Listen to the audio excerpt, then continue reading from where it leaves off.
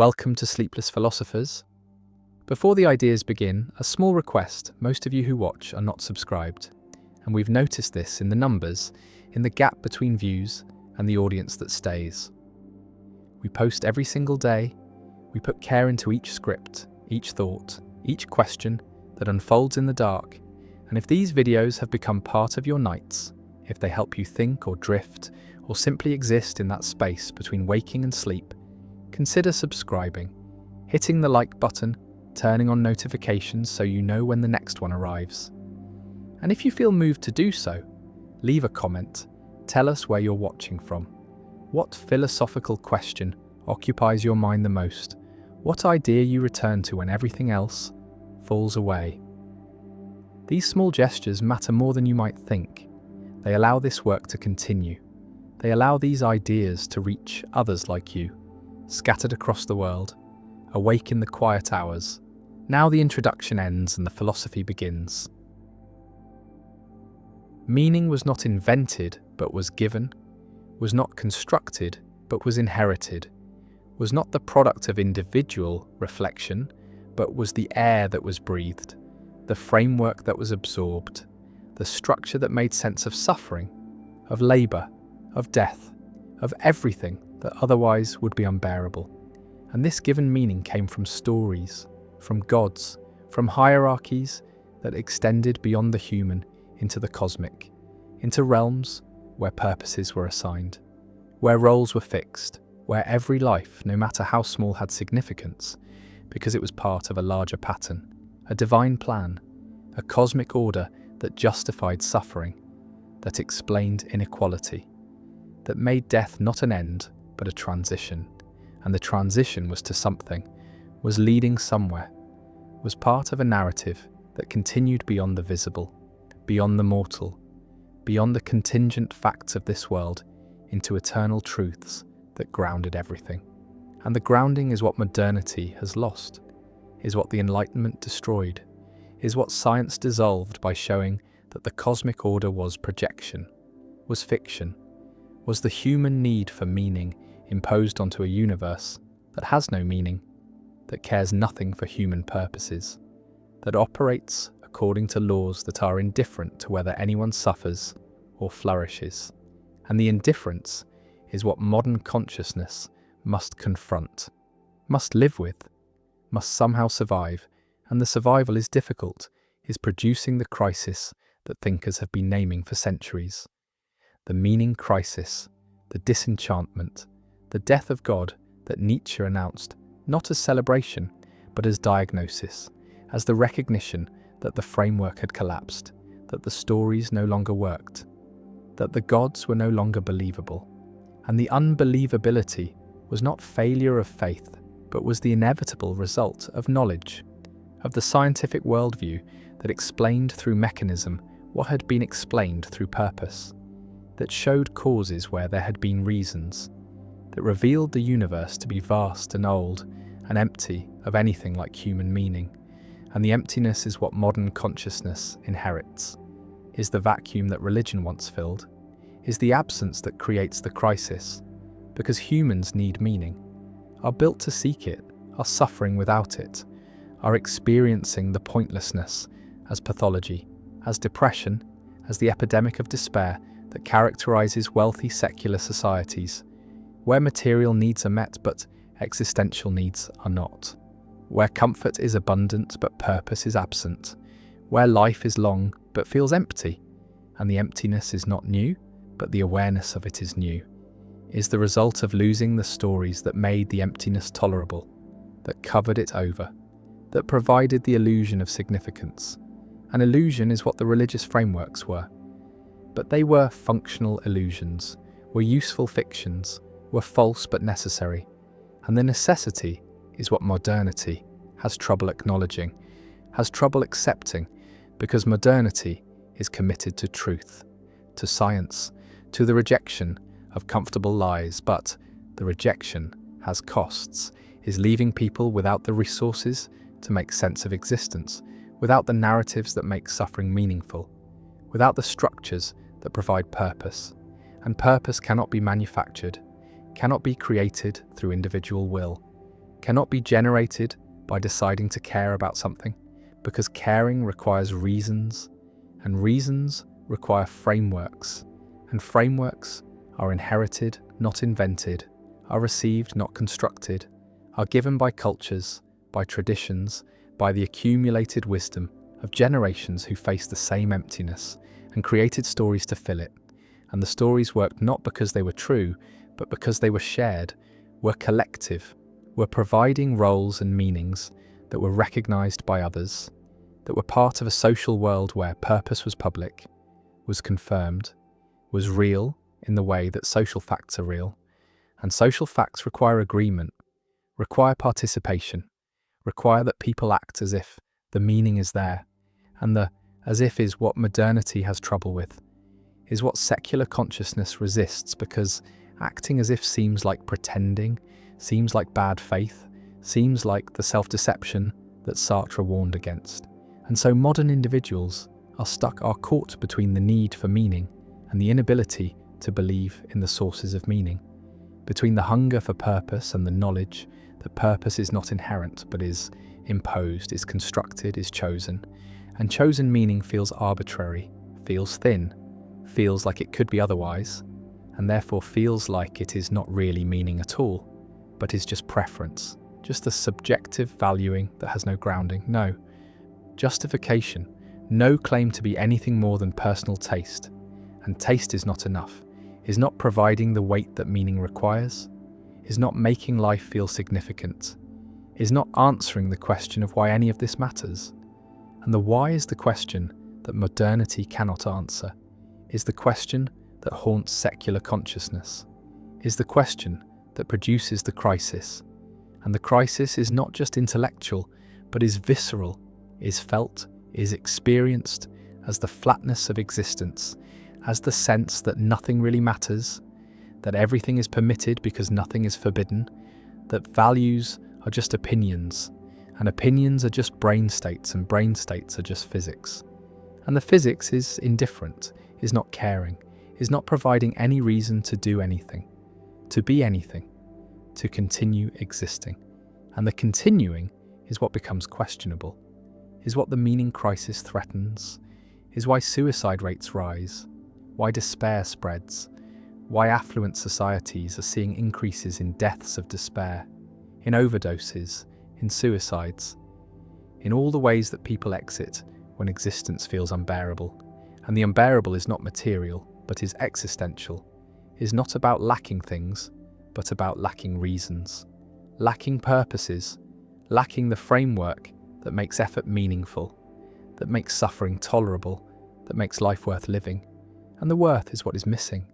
is what cannot be found, is what modernity has destroyed without replacing. And the replacements that have been tried are failing, are not working, are revealing themselves to be inadequate substitutes for what was lost. And what was lost was not just belief in God, but was the entire worldview that made God plausible, that made divine purpose conceivable, that made cosmic meaning possible. And the possible is what has been eliminated, is what science has shown to be projection, to be anthropomorphism, to be the mistaken attribution of human qualities to the universe. And the mistake is understandable, is natural, is the way that consciousness makes sense of the world. But it is still mistake, is still error, is still something that cannot be sustained once knowledge advances, once the mechanisms are understood, once the causes are revealed and the revealing is irreversible, is not allowing return to innocence, is not permitting the restoration of belief, is creating the permanent condition of disenchantment, of knowing that the meanings are not discovered but are created, are not inherent but are imposed, and the imposed cannot carry the weight that the discovered could carry, cannot provide the grounding that the inherent provided, cannot make life feel significant in the way that cosmic purpose made it feel significant. And so modernity is searching, is trying to find secular substitutes, is trying to create meanings that do not depend on the supernatural, on the transcendent, on the stories that are no longer believable. And the substitutes that are tried are varied, are including humanism, the belief that human values are sufficient, that human flourishing is purpose enough, that making life better for people is meaning enough. But humanism is thin, is not providing the depth that religious meaning provided, is not explaining why human flourishing matters, is not grounding value in anything beyond human preference. And preference is not enough, is not answering the question of why this preference rather than another. Why care about flourishing rather than about something else? And the something else is always available, is always an option, and without grounding, the choice feels arbitrary, feels like it could be different, and what can be different feels less real, less binding, less meaningful. And so humanism satisfies some, but not others, works for those who do not need deep grounding, but does not work for those who do, who need reasons that extend beyond the human, beyond the contingent, beyond the arbitrary. And these people are searching, are trying other substitutes, are trying nationalism, the belief that the nation provides purpose, that serving the collective gives life meaning, that sacrifice for the group is the answer. But nationalism is dangerous,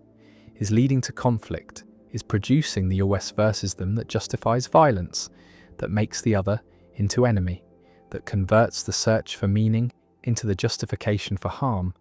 and the harm is what makes nationalism unsustainable, as meaning is what reveals it to be destructive, to be the kind of substitute that is worse than the absence it is trying to fill. And so nationalism is rejected by many, is seen as the wrong answer, but the rejection leaves the question open, leaves the search continuing, and another substitute that is tried is ideology, the belief that political movements provide purpose, that working for justice or equality or liberation gives life meaning. That commitment to the cause is the answer, and for some this works, is providing the structure that was lost, is giving roles and purposes, and the sense of being part of something larger, something important, something that justifies effort and sacrifice. But ideology is also dangerous, is also producing conflict, is also dividing the world into believers and heretics, is creating the certainty that is intolerant, that is unwilling to coexist with doubt. And the doubt is what ideology cannot tolerate, is what it must suppress. And the suppression is violence, is coercion, is the same problem that religion had, that any totalizing meaning system has, which is that it cannot allow alternatives, cannot permit questioning, cannot coexist with the plurality that modernity also values, and so ideology is failing as substitute, is producing as much harm as good, is not solving the meaning crisis, but is creating new problems, new conflicts, new reasons for despair, and the despair is what remains, is what continues, is what characterizes modern consciousness, when all the substitutes are tried and found wanting, when the search for meaning exhausts itself, when the recognition arrives that maybe meaning cannot be found, cannot be manufactured, cannot be created through individual or collective will, because meaning was never something that humans made, but was something they received, was given by frameworks that emerged over centuries, that were refined through generations, that worked because they were inherited, not because they were chosen, and choosing meaning is the modern problem, is the thing that modernity demands, but that consciousness cannot do, because choice requires reasons, and reasons require grounding, and grounding is what is missing, is what was lost with the death of God, with the collapse of cosmic purpose, with the recognition that the universe is indifferent, and the indifference is the truth, is what science reveals, is what honesty requires accepting, and the acceptance is what some philosophers advocate, is what Camus called absurdism, is the response that acknowledges the meaninglessness while refusing to be destroyed by it, that confronts the absurd without fleeing into suicide or into false hope,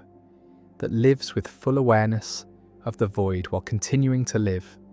while continuing to act, while continuing to find moments of joy and connection and beauty, even though none of it means anything in the cosmic sense. None of it matters beyond the moment, none of it will be remembered once consciousness ends, and the ending is inevitable. is coming for everyone, is the final proof that nothing matters, that all effort is futile, that existence is temporary and meaning is impossible. And yet the absurd response is to continue anyway, is to rebel against the meaninglessness, not by denying it, but by living in spite of it, by affirming life without justification,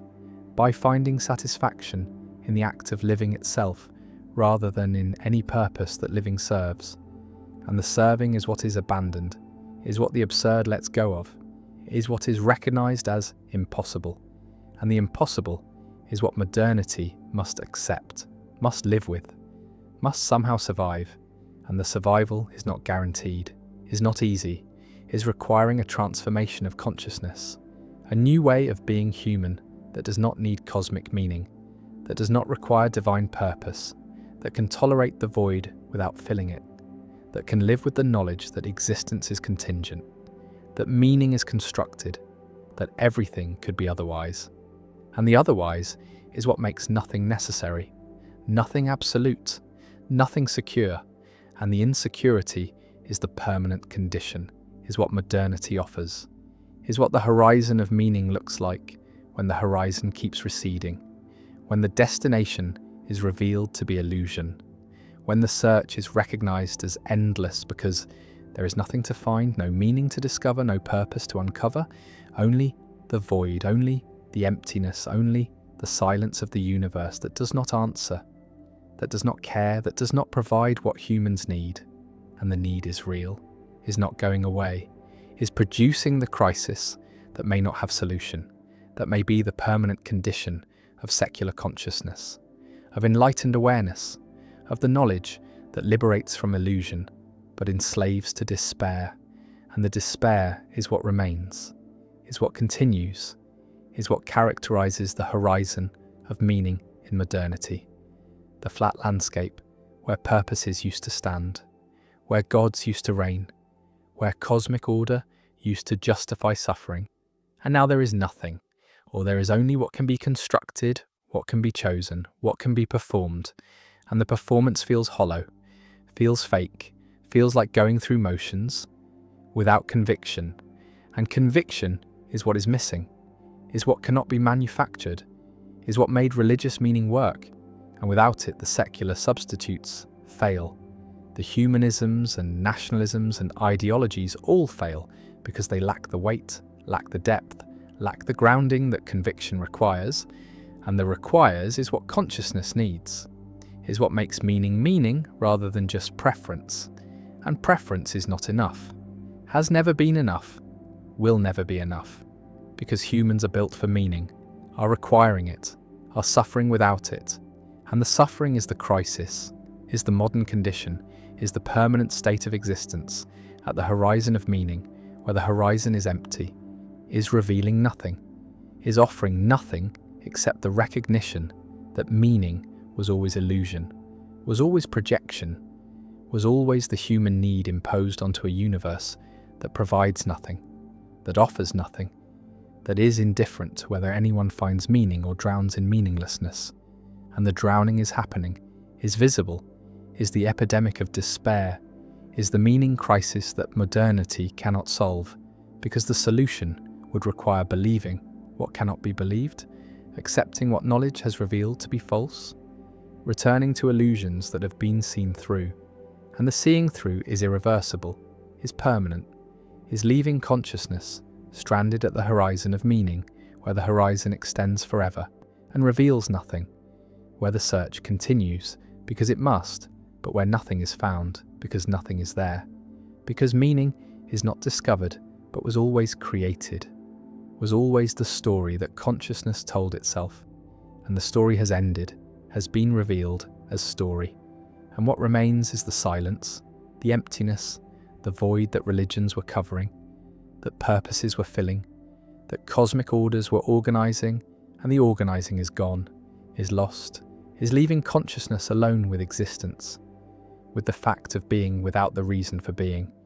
with life without purpose, with experience without significance. And the without is the horizon, is what modernity sees when it looks for meaning. And the looking continues, must continue, because consciousness cannot stop seeking what it needs. But the seeking finds nothing, reveals nothing, discovers nothing except the fact that there is nothing to discover, that the horizon is empty, that meaning is absent, that purpose is impossible, and the impossible is what must be lived with, must be endured, must be survived, and the survival is what absurdism attempts, what Camus offered, what some find sufficient, but many do not. Many cannot. Many are destroyed by the emptiness, by the meaninglessness, by the recognition that nothing matters and nothing can be done to make it matter. And the cannot is the tragedy, is the modern condition, is the permanent crisis at the horizon of meaning, where meaning has ended,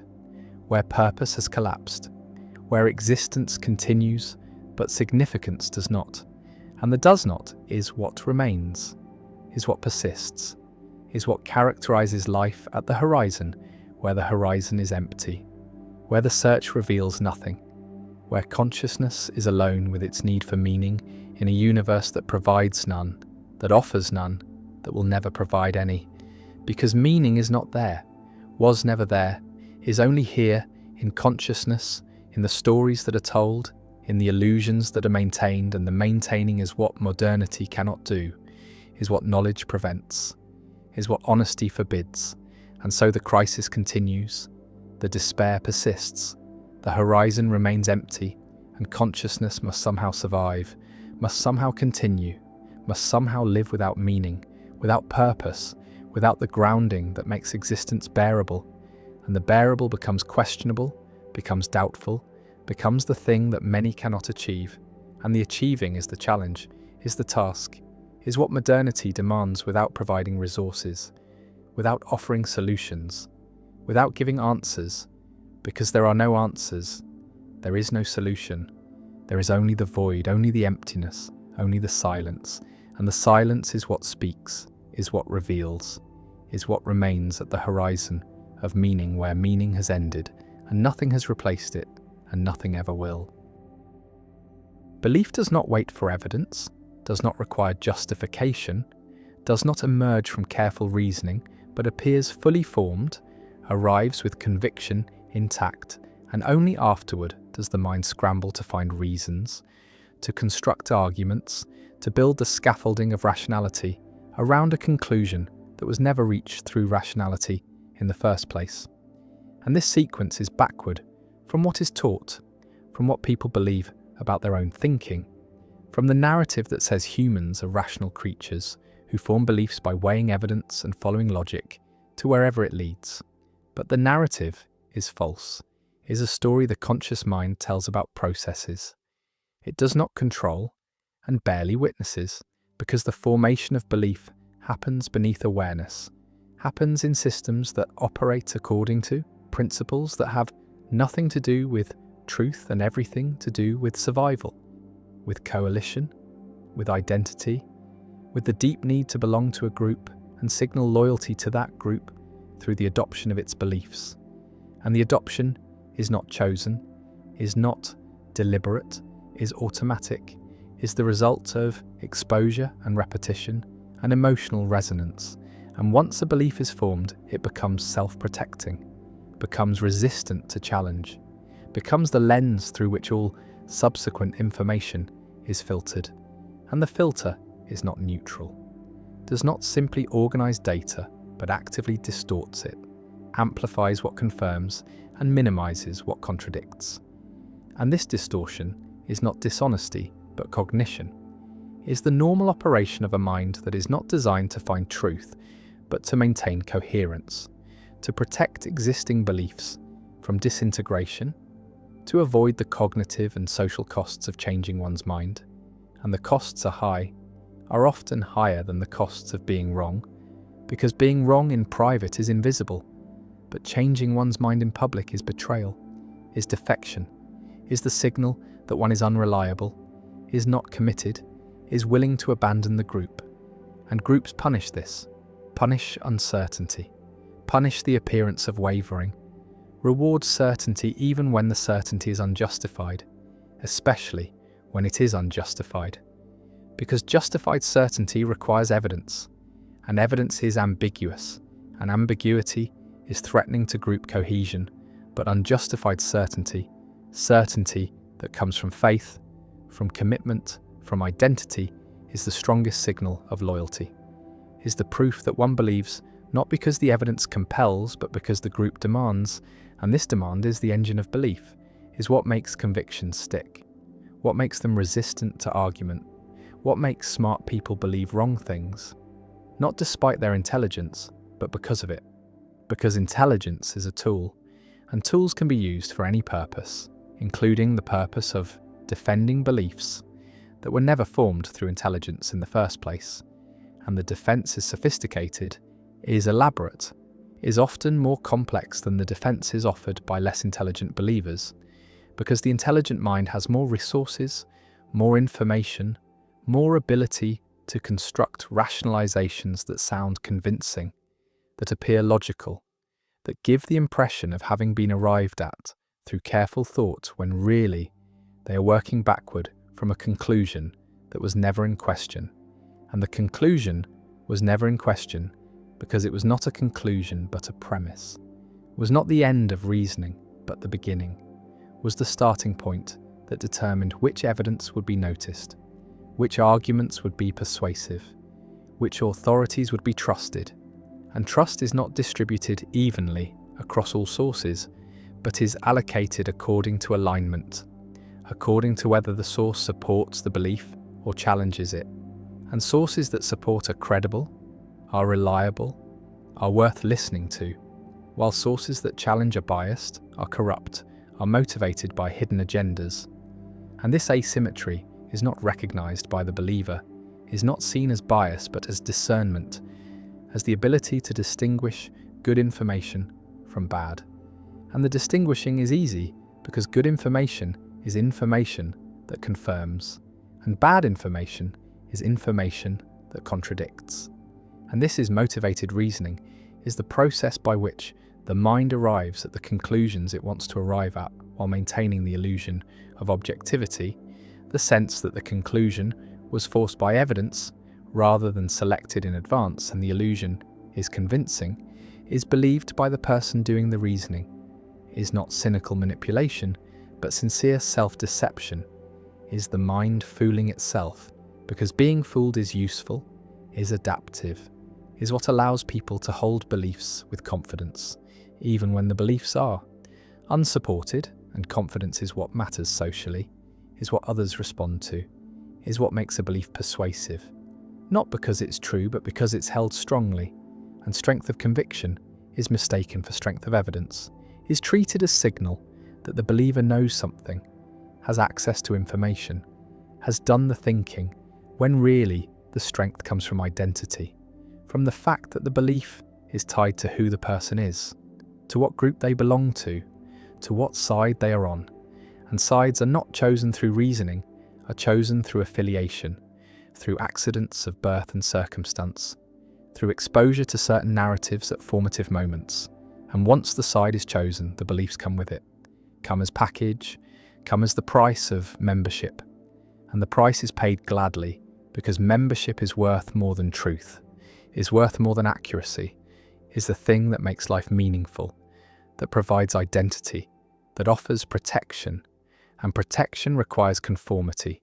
requires that everyone in the group believes the same things, or at least claims to believe them, and the claiming becomes believing through repetition, through public commitment, through the performance of belief that eventually converts into genuine conviction. And the conversion happens without awareness, happens gradually, happens through the mechanism that psychologists call cognitive dissonance reduction, where the mind alters beliefs to match behavior because behavior is harder to change, is more visible, is more socially consequential, and so the internal adjusts to match the external, and what was performed becomes believed, and what was believed becomes identity. And identity is the deepest level, is the level at which challenge feels like attack, like assault on the self, and the self defends, mobilizes resources, recruits intelligence in service of protection, and intelligence is effective. is dangerous in this role because it can construct arguments that are superficially compelling, that exploit real ambiguities in evidence, that find the weak points in opposing positions. And these arguments are not offered in search of truth, but in defense of identity. Our weapons, not tools, are designed to win, not to discover, and winning means making the other side look wrong, look foolish, look motivated by bias. And the accusation of bias is always available, is always applicable, because everyone is biased, everyone is motivated, everyone is reasoning from premises they did not choose and cannot justify except by appeal to other premises they also did not choose. And so the accusations are symmetrical, are hurled back and forth without resolution, without movement, without any possibility of convergence, because convergence would require both sides to treat truth as the goal, to be willing to change their minds if evidence demanded it. But evidence never demands anything. Evidence is passive, is interpreted, is filtered through the beliefs that are already in place. And the beliefs that are already in place are determined by identity, by group membership, by tribal affiliation, and tribes do not care about truth except insofar as truth claims serve tribal interests, serve to distinguish us from them, serve to mark boundaries, to maintain cohesion, to provide narratives that explain why we are good and they are bad, why our beliefs are justified and theirs are delusions. And the asymmetry is total, is never recognized as asymmetry, but always experienced as accurate perception, as seeing clearly while others are blind, and the blindness is attributed to stupidity or dishonesty or indoctrination, never to the same mechanisms that are operating in oneself, because one's own beliefs are transparent, are not seen as beliefs but as obvious facts, as the way things are, and the way things are is not up for debate, is not subject to revision, is the foundation on which everything else is built, and challenging the foundation threatens the structure, threatens everything. And so the challenge is rejected, is deflected, is met with hostility or mockery, or the dismissal that treats the challenger as not worth engaging, as beneath consideration, as so obviously wrong that responding would be a waste of time. And the waste is avoided, the belief is preserved, the identity is protected, and life continues with certainty intact, with the conviction that one is right, has always been right, will always be right, because being right is not a state that can be verified, but is a state that is claimed, is performed, is the stance that the group requires and the individual provides. And the providing is not sacrifice, but fulfillment, is not loss but gain, is the way that belonging is achieved, is the way that meaning is found, is the way that the chaos of existence is organized into a coherent narrative where the self is on the right side, is part of the good, is aligned with truth, even if truth is never actually encountered, never actually sought, never actually valued except as a rhetorical weapon to use against opponents. And opponents are necessary, are required by the logic of tribal epistemology, are the ones whose wrongness confirms our rightness, whose existence justifies our beliefs, whose errors prove our accuracy, and the errors are easy to find, because looking for errors is what confirmation bias does, is the selective attention that notices everything that supports the belief and overlooks everything that contradicts it.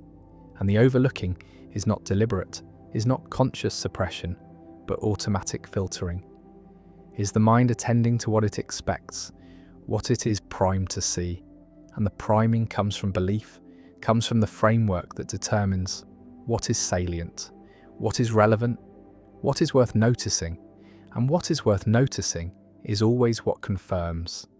is always what can be incorporated into the narrative, and the narrative is not discovered but constructed, is built from selected pieces of evidence that are arranged to tell a story, and the story is always the same story, is always the one where we are right and they are wrong, where our beliefs are based on evidence and theirs are based on bias, where we are rational and they are emotional, where we are honest seekers of truth and they are motivated by power or fear, or some other corrupt motive, and the motives that are attributed to others are never attributed to the self, are never seen as operating in one's own reasoning, because one's own reasoning is transparent, is experienced as simply responding to facts, as following evidence, as arriving at conclusions that are forced rather than chosen. And the forcing as illusion is the feeling that arises when motivated reasoning is operating smoothly. When the mind has successfully convinced itself that the conclusion it wanted to reach is the conclusion that evidence demands, and the demand is retroactive, is constructed after the fact, is the rationalization that makes the belief feel justified, that allows it to be held with confidence, that enables the believer to defend it against challenge and feel virtuous in the defending. And virtue is the reward, is what makes belief feel good, feel right, feel like something more than preference. And the more than preference is what gives belief its power, its capacity to motivate action, to organize communities, to inspire sacrifice, because preference can be changed, can be updated, can be revealed as merely subjective. But belief that is felt as knowledge, as truth, as correspondence to reality, is not subject to change, is not vulnerable to challenge, is the rock on which identity is built. And the rock is not geology but psychology, is not objective but constructed, is not discovered in the world but imposed on the world. And the imposition is what makes the world intelligible, what makes experience coherent,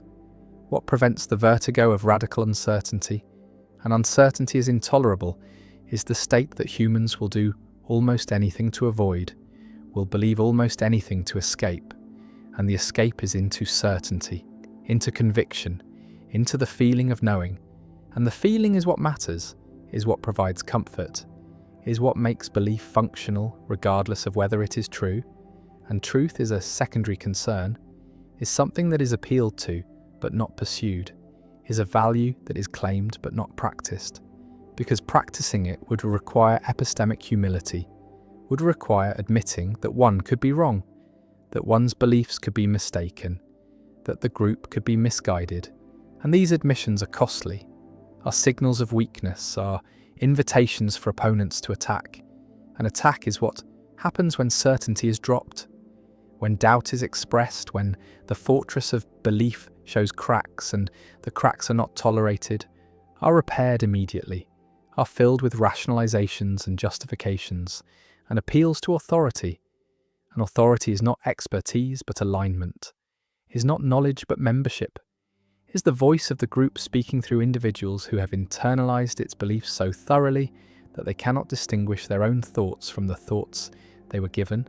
And the giving is not noticed, is not experienced as indoctrination, but as education, as the transmission of knowledge, as the inheritance of wisdom. And wisdom is what every group claims to possess,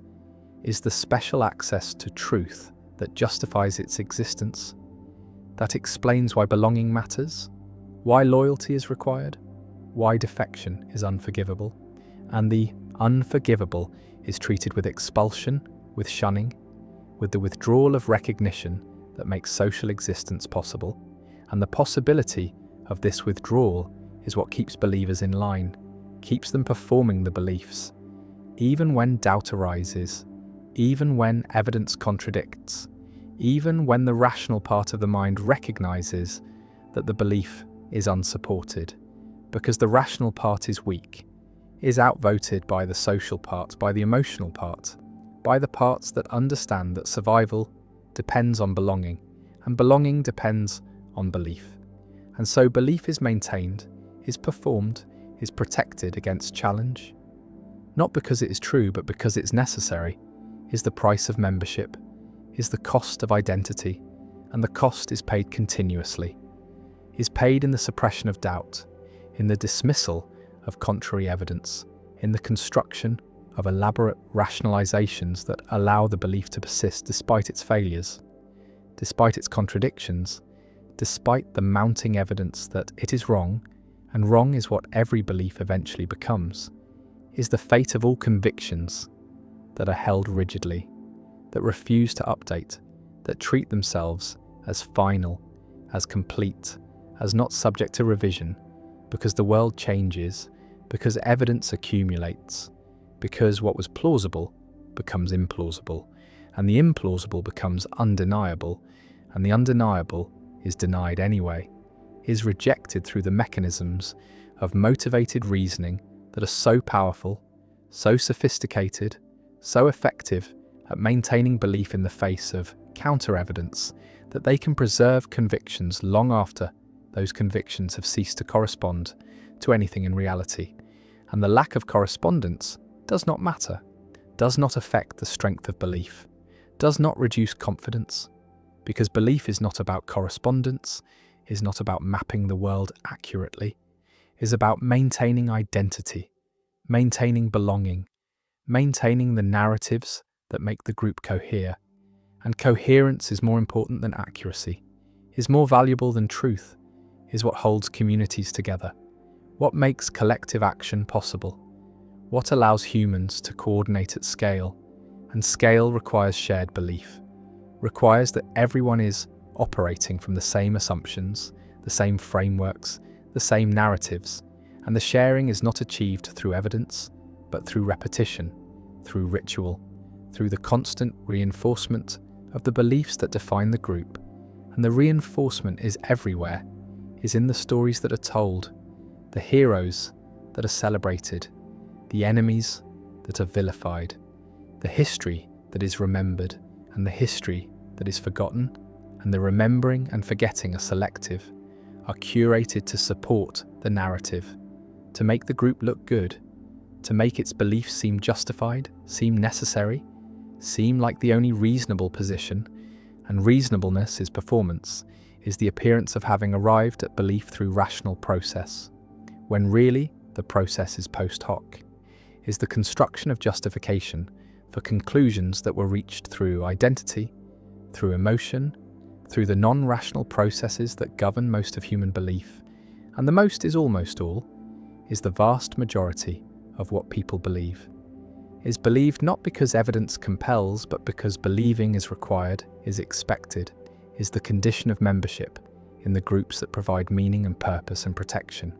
And without these groups, the individual is lost, is isolated, is without framework, without narrative, without the stories that make sense of suffering, that explain why things happen, that provide hope that the future will be better, or at least that the struggle is meaningful. And meaning is what belief provides, is the primary function, is more important than accuracy, more valuable than truth. Because humans can tolerate being wrong, but cannot tolerate meaninglessness, cannot survive without the sense that life is going somewhere, that actions matter, that the side they are on is the right side, and the right side is always the side they are on, is always the group they belong to, is determined by belonging rather than determining it. And this circularity is invisible, is not recognized as circularity, but experienced as logical necessity, as the way things obviously are. And the obvious is what is most suspect, is what most needs examination, is where belief is most rigid, most defended, most immune to challenge, because the obvious is the foundation, is the premise that cannot be questioned without everything else collapsing, and collapse is unacceptable, is the threat that keeps belief in place, that makes certainty feel like safety and doubt feel like danger, and so certainty wins, always. Wins not because it is right, but because it is functional, is what the mind needs to operate, to make decisions, to navigate the world, and navigation does not require truth, only requires consistency, requires beliefs that are stable enough to be acted upon. And stability is what identity provides, is what tribal epistemology achieves, is the freezing of belief into doctrine, into dogma, into the unquestionable truths that define the group and exclude the other. And exclusion is the point, is the function, is what makes identity possible. Because identity is not what you are, but what you're not, is defined by boundaries, by the line that separates us from them, believers from heretics, the enlightened from the deluded. And the delusion is always on the other side, is always what they suffer from, never what afflicts us, because we see clearly, we have truth, we are right, and the rightness is not a conclusion but a premise, is not the end of inquiry, but the foreclosing of inquiry, is the state that belief aims for, and maintained through every mechanism available, through confirmation bias, through motivated reasoning, through tribal epistemology, through the subordination of truth to identity. And the subordination is complete, is total, is the condition of believing anything at all. Because belief without evidence is not the exception, but the rule is not a failure of reasoning, but the normal operation of minds that are not designed for truth, but for survival, for belonging, for the construction of narratives that make life bearable. And bearable is all that is required, is all that can be expected, is the standard that belief meets regardless of whether it meets any other standard, and other standards are luxuries, are the concerns of those who have the security to question, to doubt, to examine their beliefs, without fearing the social consequences. But most do not have this security. Most cannot afford doubt, cannot risk uncertainty, cannot survive without the conviction that they are right, that their beliefs are justified, that the group they belong to has access to truth, and the access is never demonstrated, never verified, never subjected to test, is only asserted, only performed, only maintained through the constant repetition of the beliefs that constitute the group. And the constitution is circular, is self-referential, is the tautology that defines all tribal epistemology. That we are right because we believe what we believe, and we believe what we believe because we are right. And the circle is unbreakable from within, can only be seen from outside. From the perspective of someone who does not share the belief, who has not internalized the identity, who can see the mechanisms operating, and the seeing changes. Nothing convinces no one, because the believer is not operating from evidence and cannot be swayed by evidence, is operating from identity and can only be swayed by changes in identity, by shifts in belonging, by the rare and difficult transformation that allows a person to leave one group and join another, to abandon one set of beliefs and adopt another. And the adoption is not reasoned, but is the same non-rational process operating in a different direction, is the formation of new convictions without evidence, is the replacement of one certainty with another certainty. And the certainty is what matters, is what the mind needs, is what belief provides, regardless of content, regardless of truth, regardless of anything except the function of making the world intelligible, making the self coherent, making belonging possible. And possibility is all that belief promises, is all that it delivers, is the opening of a space where life can be lived with conviction, with purpose, with the sense that one knows what is true and what is false, what is good and what is evil, what side to be on and what side to oppose, and the opposition is necessary, is required by the structure of belief, is what makes belief matter, what gives it weight, what makes it worth defending, worth fighting for, worth holding on to, even when every rational consideration suggests it should be abandoned, because abandoning belief is abandoning identity, is abandoning belonging, is abandoning meaning, and meaning is what makes existence tolerable, is what makes life worth living. And this worth is not measured in truth, but in function,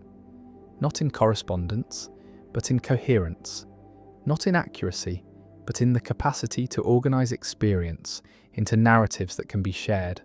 that can be believed, that can be held with the conviction that comes not from evidence but from faith. And faith is not the opposite of reason, but its foundation is the ground on which all reasoning occurs, is the set of premises that cannot themselves be justified but must be assumed, must be taken on faith, must be believed without evidence, because evidence requires premises, and premises require faith, and the faith is inescapable, is built into the structure of belief, is what makes belief possible, is what makes the mechanics of belief mechanical, automatic, operating below awareness, producing convictions that arrive fully formed and are only later dressed in the clothing of reason, given the appearance of having been derived from evidence when really they were derived from identity, from belonging, from the deep and desperate human need to be part of something larger, to believe something strongly, to know with certainty, even if the knowing is illusion, and the certainty is performance, and the belief is wrong. History is told as a story of improvement, of movement from darkness toward light, from ignorance toward knowledge, from savagery toward civilization. And this story is so deeply embedded in modern consciousness that questioning it feels like madness, feels like denying the obvious, like rejecting the evidence that surrounds us in the form of technology, medicine, institutions, all the apparatus that makes contemporary life safer, longer, more comfortable than life in previous centuries. But the story is a story, is a narrative constructed retrospectively, is an interpretation imposed on events that could be read differently, could be organized into different patterns, could reveal trajectories other than progress. And the other trajectories are visible once the mythology is recognized as mythology. Once the belief in linear improvement is seen as belief rather than fact, as framework rather than discovery, as one way of organizing time among many possible ways, and the ways that are not chosen are the ones where time is cyclical, where history repeats, where civilizations rise and fall in patterns that suggest not progress, but oscillation, not improvement, but alternation between order and chaos, between flourishing and collapse. And collapse is what the mythology of progress cannot acknowledge, cannot incorporate, cannot make sense of, except as temporary setback, as aberration, as the exception that proves the rule. But what if collapse is not the exception but the rule, is not the deviation but the pattern, is what happens to every complex system eventually, inevitably, necessarily, because complexity is fragile, is requiring constant energy to maintain. And when the energy fails, when the resources are exhausted, when the conditions that allowed the complexity to emerge are no longer present, the system simplifies, degrades, collapses back into disorder. And this is not failure, but thermodynamics, is not moral failing, but physical law, is entropy doing what entropy does. And entropy is not progress, is not moving toward anything, is not improving but is equalizing, is smoothing out gradients, is converting order into disorder, structure into randomness. And life civilization, all the complexity that humans value, is temporary resistance to this process, is local pockets of order maintained at the cost of increasing disorder elsewhere. And the elsewhere is growing, is expanding, is eventually consuming the local, because the second law is inexorable, is not suspended by hope or effort or belief in progress. And so the mythology of progress is fighting against physics, is claiming that the arrow of time points toward improvement, when really it points toward heat death, toward the end of difference, the end of structure, the end of everything that makes progress possible. And the possible is temporary, is the brief window during which complexity can exist, can build, can imagine itself to be moving forward, when really it is just moving, is just changing, is just reconfiguring before the inevitable simplification. And the simplification is what history shows when the mythology is removed, when the narrative of progress is recognized as narrative, as story, as interpretation, because what history actually shows is cycles, is empires rising and falling, is knowledge being gained and lost, is technologies being invented and forgotten, is civilizations reaching heights and then collapsing into darkness from which new civilizations emerge. And the emergence is not progress, is not improvement, is just the cycle continuing, is the pattern repeating, is order arising from chaos and returning to chaos in the rhythm that characterizes complex systems. And complex systems are not stable, are not sustainable, are not moving toward equilibrium, but are far from equilibrium, are maintained by constant input of energy. And when the input falters, the system collapses. And the collapse is not pathological, is not avoidable, is built into the structure, is the natural end of complexity. And the end comes for every civilization, has come for every civilization, will come for this civilization, because the conditions that allow it to exist are temporary, are contingent, are dependent on resources that are finite, on stability that is fragile, on assumptions that are false, and the false assumptions include the mythology of progress, include the belief that things are getting better, that humanity is moving forward, that the future will be superior to the past, and the superiority is measured in terms that already assume progress, is using metrics like lifespan and GDP and technological capacity. And these metrics show increase, show growth, show what looks like improvement, but improvement toward what? Toward what end? Toward what purpose? And the purpose is assumed, is not questioned, is taken as obvious, as self-evident, that more is better, that longer is better, that faster is better. But these are values, are choices, are not facts, are not discoveries, are impositions of meaning onto patterns that have no inherent meaning, and the meaning could be otherwise, could value stability over growth, could value harmony over domination, could value cyclical return over linear advance, and the advance is the mythology, is the story that the Enlightenment told, is the narrative that science and reason and individual liberty would lead to continuous improvement, to the perfectibility of human nature,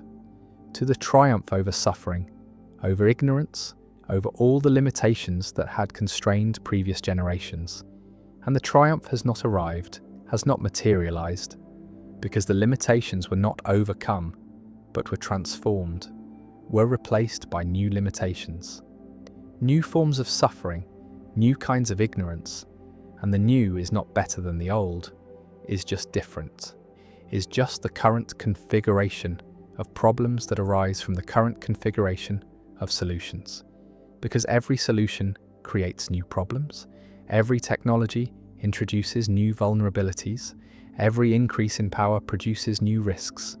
and the risks accumulate, compound, create the conditions for collapse, for the failure of the systems that have become too complex, too interconnected, too dependent on conditions remaining stable.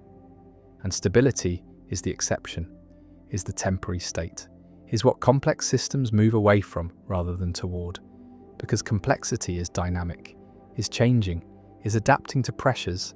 and the adaptation is not progress but is response, is the system trying to maintain itself in the face of entropy, in the face of breakdown, in the face of the inevitable simplification, and the simplification is collapse, is the return to less complex states, is what happens when the energy required to maintain complexity exceeds the energy available, and the available is declining, is becoming scarce, is the resource base that allowed industrial civilization to emerge and that is now depleting, is now running out, is now revealing that the progress was not sustainable, was not based on infinite resources, but on finite stores that are being exhausted. And the exhaustion is the end of the mythology, is the revelation that progress was extraction, was the conversion of ancient sunlight into temporary complexity, into the structures that seem permanent, but are actually contingent, are actually dependent on inputs that are ending. And the ending is not failure, but is thermodynamics, is physics, is the way things work. And the way things work does not care about progress, does not care about human narratives,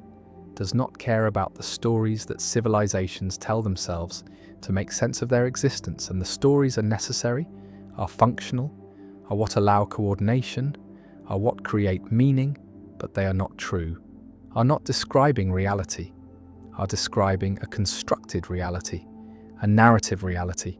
a reality that exists only in the collective imagination and that can be maintained only as long as the collective continues to believe. And the believing is becoming difficult, is becoming strained, because the evidence is mounting that progress has stalled, that the improvements have stopped, that the future is not going to be better than the present, might be worse, might be collapse, might be the simplification that has come for every other civilization and is now coming for this one. And the coming is not apocalypse, is not the end of everything, is just the end of this particular configuration, this particular arrangement of complexity. And what follows is not nothing but is different, is simpler, is less organized, less centralized, less dependent on the global systems that are currently failing, currently fragmenting, currently revealing their fragility. And the fragility was always there, was always the condition of complexity, was always the cost of building systems that are far from equilibrium, that require constant energy to maintain. And the energy is failing, is becoming unreliable, is exposing the mythology of progress as mythology, as story, as belief. That was never fact, was never discovery, was always interpretation, always narrative, always the imposition of meaning onto patterns that could mean anything, that could be organized into any story, and the story that is told shapes the response, shapes what is seen as problem and what is seen as solution, shapes whether collapse is recognized as collapse or is interpreted as temporary setback, as challenge to be overcome, as opportunity for innovation. And innovation is the god of. Progress is the answer to every problem, is the belief that human ingenuity can overcome any limitation, can solve any crisis, can extend the trajectory of improvement indefinitely. And the indefinitely is the lie, is the impossibility, is the claim that entropy can be defeated, that complexity can be maintained forever, that the conditions that allowed progress are permanent when they are temporary, are contingent, are ending. And the ending is visible in the stagnation of median incomes, in the declining returns on technology, in the increasing fragility of supply chains, in the breakdown of institutions, in the resurgence of tribalism, in all the signs that the center is not holding, that the complexity is too much, that the system is simplifying, whether it wants to or not. And the not wanting is the clinging to the mythology, is the insistence that progress must continue, that the future must be better, that collapse is not possible, not thinkable, not allowable, but the allowable is not up to humans, is not subject to preference, is determined by physics, by resources, by the limits that cannot be overcome through belief or effort or innovation. And the limits are asserting themselves, are becoming visible, are revealing that the mythology of progress was always just that, was always story, was always the narrative that a particular civilization told itself during its particular window of complexity. And the window is closing, is narrowing, is approaching the point where the story can no longer be maintained, where the evidence of stagnation and decline becomes overwhelming, becomes undeniable, becomes the new reality that requires a new story, a new mythology, and the new mythology is not yet formed, is not yet coherent, is emerging in fragments, in the recognition that growth cannot continue, that resources are finite, that complexity is fragile, that collapse is not aberration, but pattern, not failure but phase, not the end but the transition. And the transition is what humans are bad at, are resisting, are denying, because the mythology of progress makes transition look like regression, makes simplification look like failure, makes collapse look like catastrophe, when it is just change, is just the system moving to a different state, a less complex state, a state that requires less energy, less resources, less organization. And the less is not worse, is not better, is just different, is the configuration that is possible given the conditions, and the conditions are changing, are no longer supporting the complexity, are no longer providing the energy, are no longer maintaining the stability. And so the system is responding, is adapting, is simplifying, and the simplifying is collapse, is the end of the mythology, is the revelation that progress was never linear, was never guaranteed, was never more than a temporary pattern that emerged under specific conditions, and that is now ending as those conditions change. And the changing is not stoppable, is not reversible, is the natural progression of complex systems, is what happens when entropy reasserts itself, when the local order that was maintained at great cost can no longer be maintained, and what remains is disorder, is simplicity, is the lower energy state that does not require the constant input, the constant effort, the constant belief in progress, that was never more than belief, was never fact, was never discovery, was always mythology, and mythologies end are always ending, are replaced by new mythologies that make sense of the new conditions, and the new conditions are simplification, are localization, are the breakdown of the global systems that defined progress, that made progress visible, that created the metrics by which improvement was measured, and the measuring is ending, is becoming irrelevant because the systems that supported the measuring are fragmenting, are collapsing, are revealing that they were never as solid as they seemed, were always contingent, always temporary, always dependent on conditions that are now changing, and the changing is what humans must adapt to, must respond to, must accept, because the accepting is what allows response, what allows adaptation, what makes survival possible. And survival is not progress, is not improvement, is just continuation, is just the persistence of life in new forms, in simpler forms, in forms that do not require the mythology of progress, that do not assume the future will be better, that do not measure themselves against an imagined trajectory of improvement. And the imagined was always the problem, was always the mythology, was the story that made sense when complexity was increasing, when energy was abundant, when resources seemed infinite, but none of those conditions hold. Anymore, none of those assumptions are valid. And so the mythology is crumbling, is being revealed as mythology. And what is being revealed is not that progress was false, but that it was conditional, was temporary, was the pattern of a particular phase. And the phase is ending, is giving way to a different phase, a phase of simplification, of localization, of the breakdown, of complexity. And the breakdown is not the end, but is transition, is the movement from one state to another, from high complexity to lower complexity, from global systems to local systems, from the mythology of progress to something else, to some other story, some other way of making sense of time, of organizing history, of understanding change. And the understanding is what is needed, is what allows the transition to be navigated, allows collapse to be survived, allows the species to persist beyond the mythology,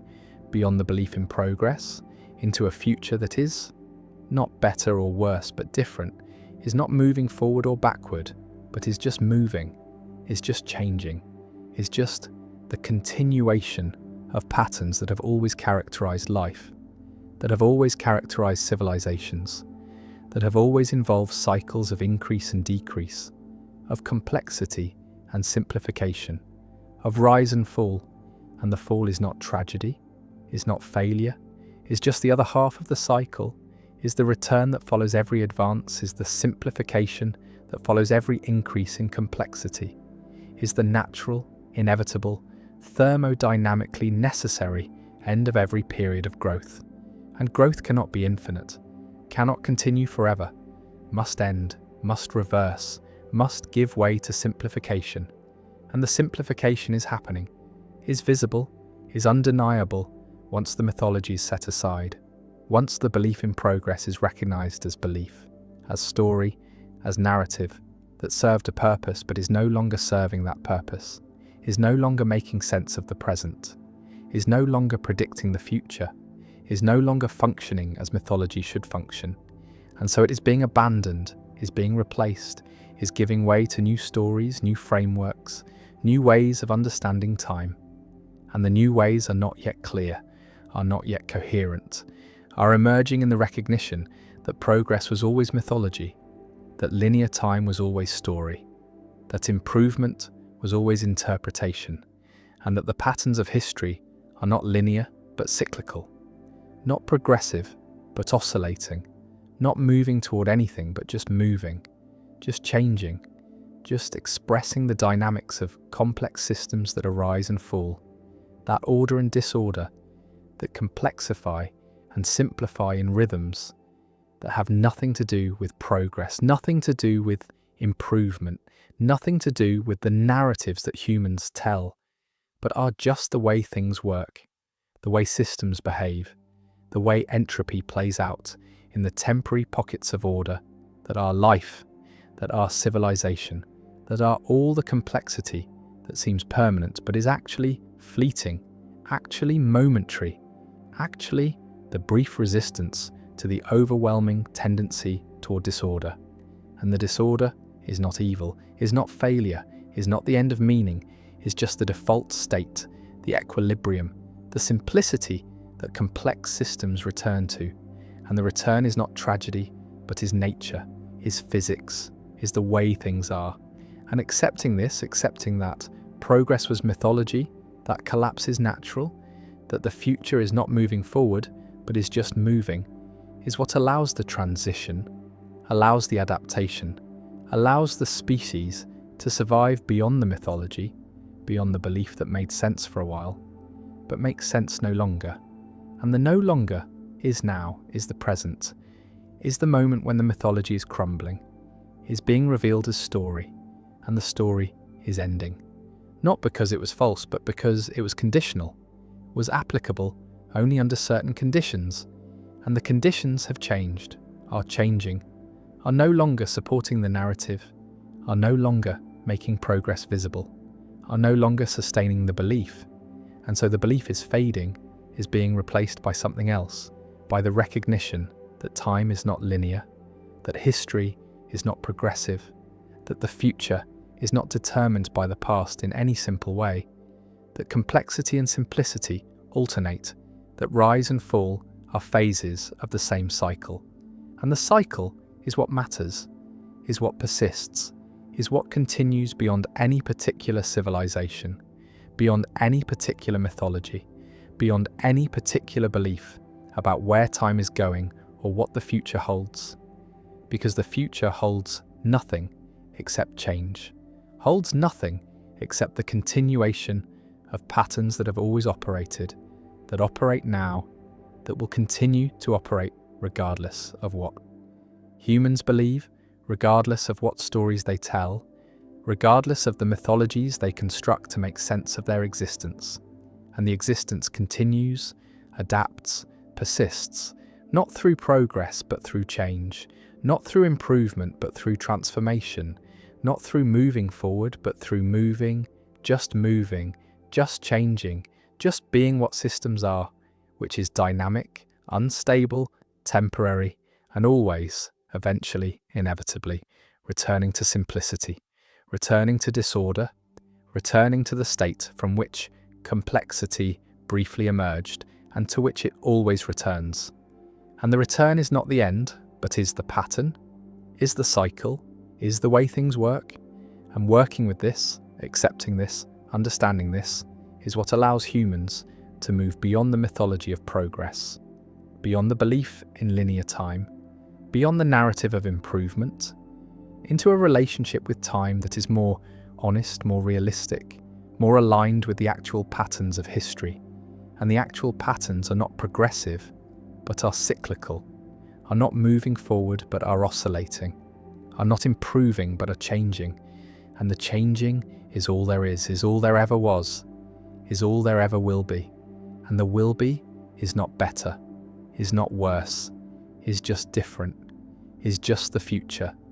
is just what comes next.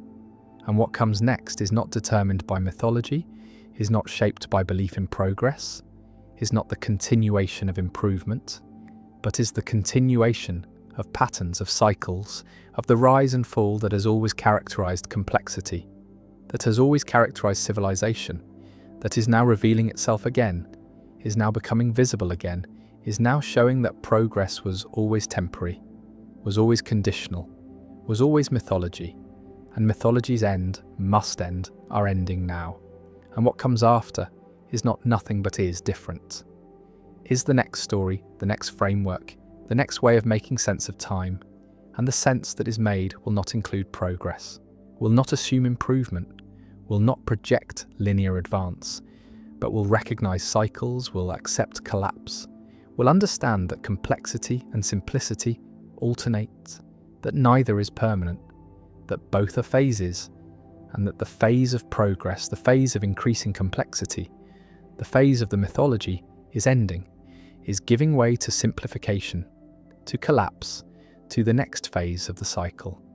And the next phase is not tragedy, is not the end, is just different, is just what comes after growth, is just the return to lower complexity. And the return is natural, is inevitable, is happening now. And recognizing this, accepting this, understanding this is what allows the transition, what allows the adaptation, what makes survival possible beyond the mythology, beyond the belief in progress, beyond the narrative that time moves forward.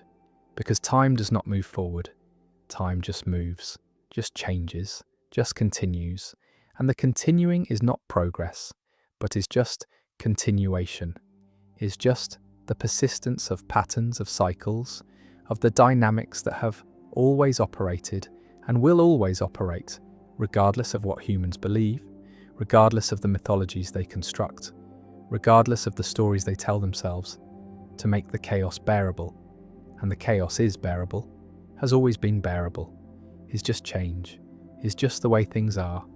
And the way things are does not include progress, does not include improvement, does not include the mythology, includes only change, only cycles, only the oscillation between complexity and simplicity, between order and disorder, between the rise that seems like progress and the fall that reveals. It was always just phase, just pattern, just the temporary resistance to entropy that all complex systems represent. And the representation is ending, is collapsing, is returning to simplicity. And the simplicity is not the end, but is the beginning, is the ground from which new complexity might emerge, might rise, might begin a new cycle. And the new cycle will not be progress, but will just be cycle, will just be pattern,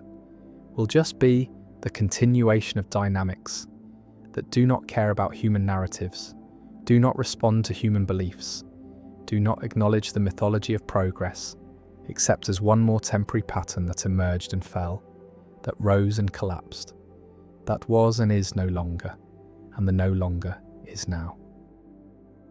Consciousness might be a mistake, might be an accident, might be the unintended byproduct of neural complexity that serves no adaptive function and creates only suffering, only the awareness of suffering, only the recursive loop where the organism not only experiences pain, but knows that it is experiencing pain and anticipates future pain and remembers past pain and constructs narratives about why the pain is happening and what it means and whether it will ever end. And this layering, this meta-awareness, this capacity to be aware of being aware might be serving no purpose, might be adding nothing to survival except the burden of knowing, the weight of consciousness that makes existence heavier than it needs to be. Because a philosophical zombie, a creature that behaves exactly like a conscious being, but has no inner experience, no subjective awareness, know what it is like, would survive just as well, would reproduce just as effectively, would navigate the world just as successfully, but would do so without suffering, without the felt quality of pain, without the agony that comes not from the pain itself, but from being aware of the pain, from experiencing it subjectively rather than just responding to it mechanically. And the mechanical response is all that is needed, is all that evolution requires, is the behavior that increases fitness, and fitness does not require consciousness, does not need awareness, does not benefit from the addition of subjective experience to the processing of information. Because information processing can happen in the dark, can happen without anyone home, can happen in systems that are as complex as needed, without ever generating the feeling of what it is like to be that system. And the feeling is the problem, is the accident, is the thing that might have no function, might be epiphenomenal, might be floating above the causal machinery without affecting it, without contributing to it, just observing, just witnessing, just being aware of what the brain is doing without having any power to change it. And if this is true, if consciousness is epiphenomenal, if it is causally inert, then it is not an adaptation, is not something that was selected for, is not serving any evolutionary purpose, is just a side effect, just the way that certain kinds of information processing feel from the inside, and the feeling is the accident, is the thing that did not need to happen, that adds nothing except suffering, except the awareness that makes pain painful, that makes fear frightening, that makes existence a burden rather than just a set of processes. And the processes could run without consciousness, could operate in the dark, could generate all the same behaviors without anyone experiencing them, without anyone being there to suffer through them. And if no one is there, then there is no suffering, is no problem, is just mechanism, just cause and effect, just the physical universe doing what it does. And what it does is not painful, except when consciousness is present, except when there is someone to whom it is happening, someone for whom the pain is not just physical damage, but is experience, is suffering, is the felt quality that makes damage matter in a way that it would not matter to a zombie, to a system that responds to damage without experiencing it, without feeling it, without being anyone to whom the feeling is happening, and the being someone is the accident, is the thing that might have gone wrong, that might have been a wrong turn in the evolution of nervous systems, a glitch in the development of brains that became too complex, that crossed some threshold where information processing generated awareness, generated the sense of being a subject, of being the one to whom experience is happening, and the happening is the problem, is the creation of a locus of suffering, a point where the universe becomes painful to itself, where matter becomes aware of its own damage, its own decay, its own inevitable dissolution. And this awareness serves no function, helps nothing, is pure cost, pure burden, pure the addition of suffering to a universe that could have operated just as well without it. And the just as well is the tragedy, is the recognition that consciousness might be unnecessary, might be superfluous, might be the thing that makes existence worse without making survival better, that creates subjective horror without creating objective advantage, that turns the neutral mechanics of damage and death into the experienced agony of pain and mortality. And the agony is what distinguishes conscious beings from non-conscious ones, is what makes suffering possible, is what creates the problem that is called the problem of consciousness, the hard problem, the question of why there is something it is like to be anything, why information processing in certain systems generates awareness, generates experience, generates the sense of being someone to whom things are happening, and the why has no answer,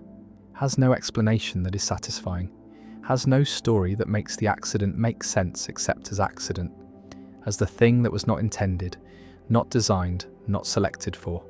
just emerged, just appeared, just started happening when brains became complex enough. And the complex enough might be the threshold, might be the point where mechanism becomes experience, where processing becomes awareness. But what is that threshold? What is the difference between a system that is conscious and a system that is not? And the difference cannot be in the behavior, cannot be in the function, because zombies by definition behave identically to conscious beings,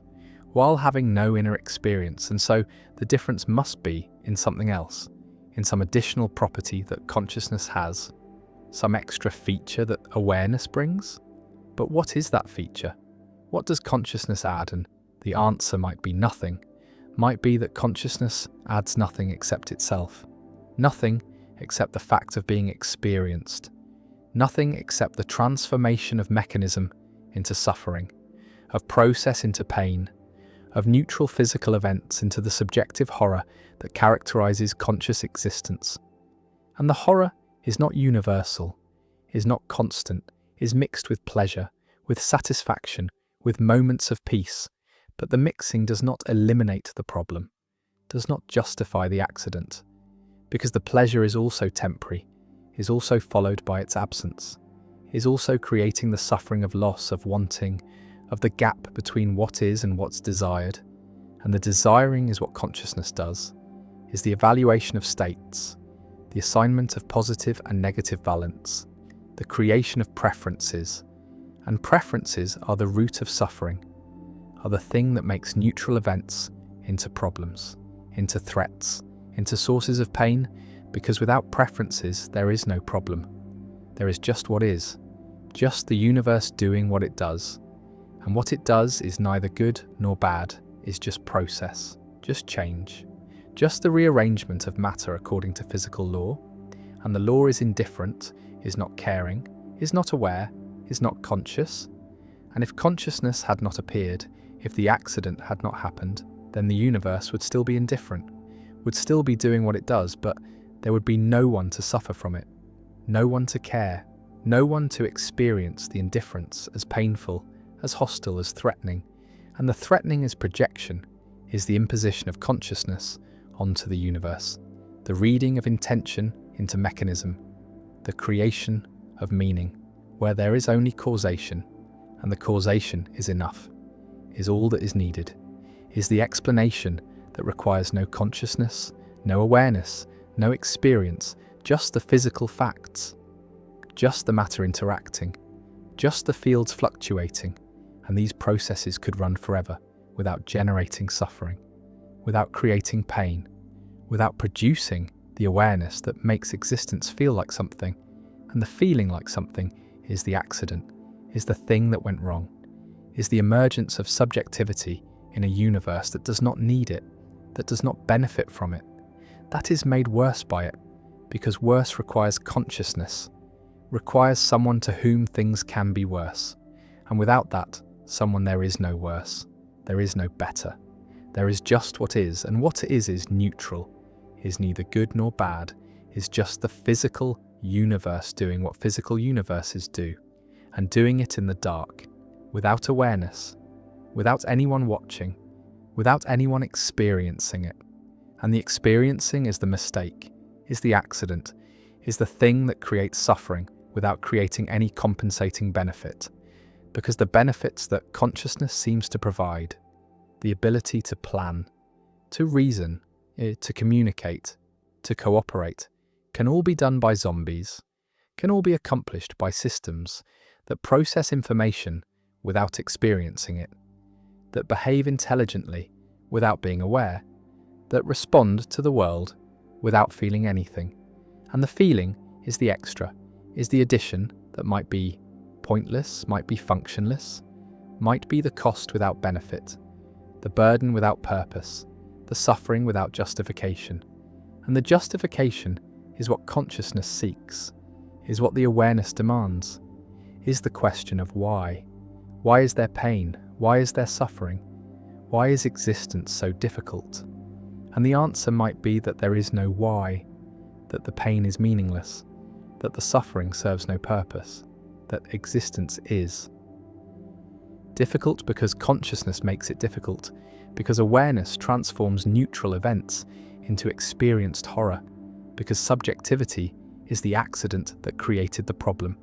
And the problem is not solvable, is not fixable, is not something that can be addressed except by eliminating consciousness itself, by returning to the zombie state,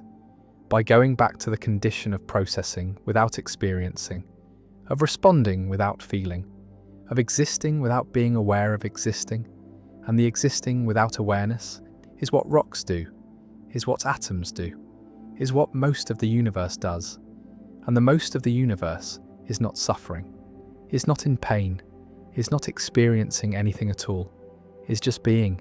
just existing, just occupying space and time without anyone being there to experience the occupation. And the rocks are not happy, are not feeling peace, are not in any state that could be called positive, but they are also not suffering, are not in pain,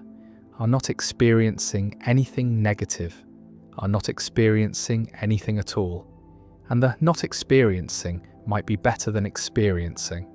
might be the preferable state, might be what consciousness should envy rather than what it should pity,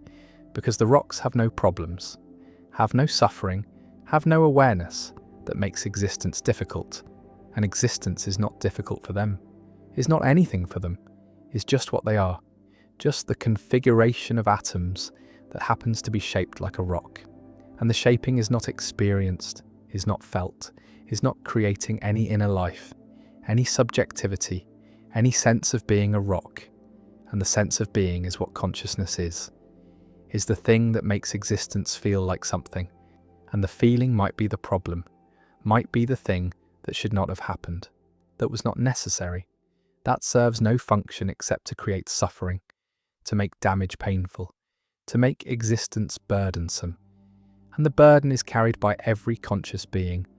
is the weight of awareness, the cost of subjectivity, the price of being someone to whom things happen. And the happening is neutral at the physical level, is just cause and effect, just mechanism. But at the conscious level, it is experienced, is felt, is transformed into suffering or pleasure, or some mixture of both. And the mixture is what characterizes conscious life, is the oscillation between states, the pursuit of positive states, and the avoidance of negative states. And the pursuit and avoidance are exhausting, are never-ending, are the cycle that consciousness is trapped in, is condemned to because it cannot help but evaluate, cannot help but prefer, cannot help but want things to be different than they are. And the wanting is the suffering, is what the Buddha recognized, is what the first noble truth teaches, that consciousness and suffering are inseparable, are two sides of the same coin, are the inevitable pairing that emerges when awareness appears,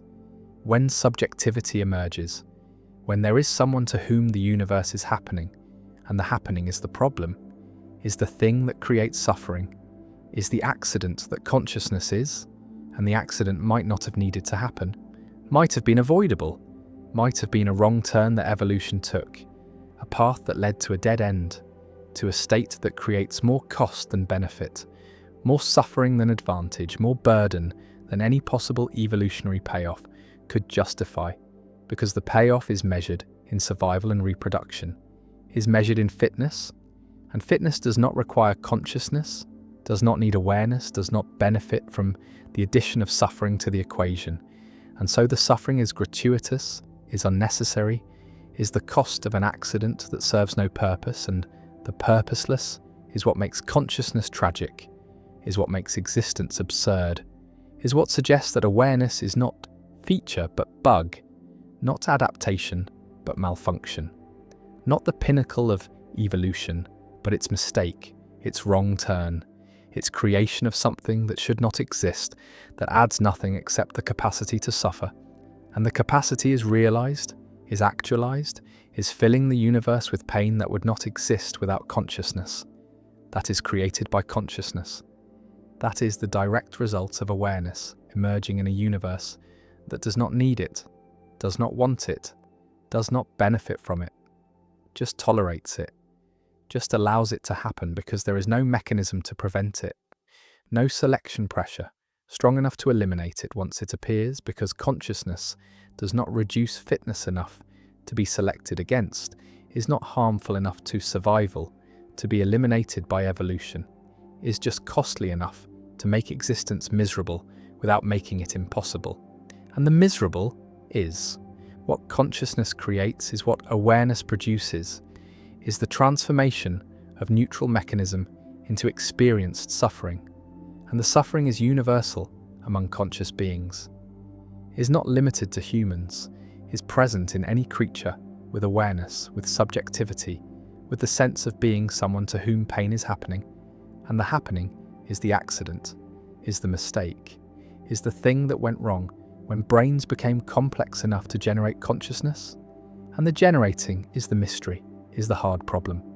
is the question that has no answer. How does mechanism become experience? How does processing become awareness? How does matter become mind? And the how is unknown is perhaps unknowable. It is perhaps the wrong question. Because maybe mechanism does not become experience. Maybe processing does not become awareness. Maybe consciousness is not produced by brains but is something else, something additional, something that exists alongside the physical without being reducible to it. But this dualism creates more problems than it solves, creates the interaction problem,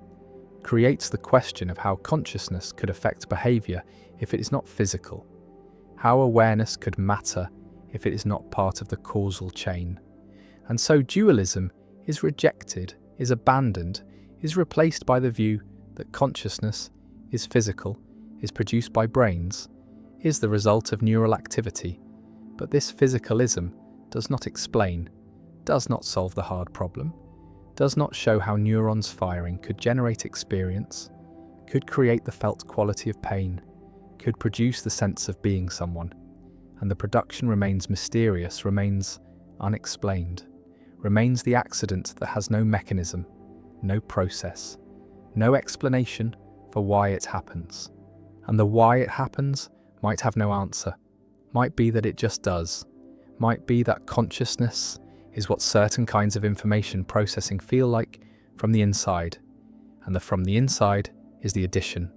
is the thing that might be pointless, might be epiphenomenal, might be floating above the mechanism without affecting it, just experiencing what is happening without having any power to change what is happening. And if this is true, then consciousness is truly an accident, is truly pointless, is truly the cost without benefit, the burden without function, the suffering without purpose. And the purpose is what consciousness seeks, is what awareness demands, is what makes the accident unbearable. Because consciousness does not just suffer, it also asks why, it also seeks meaning, it also demands justification. And the justification is not there, is not available, is not possible if consciousness is accident, if awareness is mistake, if subjectivity is the thing that went wrong, the bug in the system, the malfunction that creates suffering without creating anything else, without adding anything except the capacity to be aware of the suffering, to experience it subjectively, to be someone to whom the pain is happening, and the someone is the accident, is the emergence of subjectivity, is the appearance of the sense of being a self.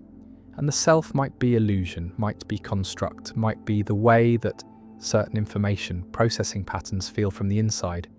But even if the self is illusion, the suffering is real, is felt, is experienced, is the undeniable fact of consciousness that there is something it is like to be this, to be here, to be aware. And the awareness is the problem, is the mistake, is the accident that creates suffering. And the suffering might be the only thing that consciousness does, the only function it serves, the only result it produces is the transformation of mechanism into misery, of process into pain, of the neutral universe into the experienced horror, of being aware, of being conscious, of being someone to whom things happen. And the happening is the accident, is the mistake, is the thing that should not have been, that was not necessary,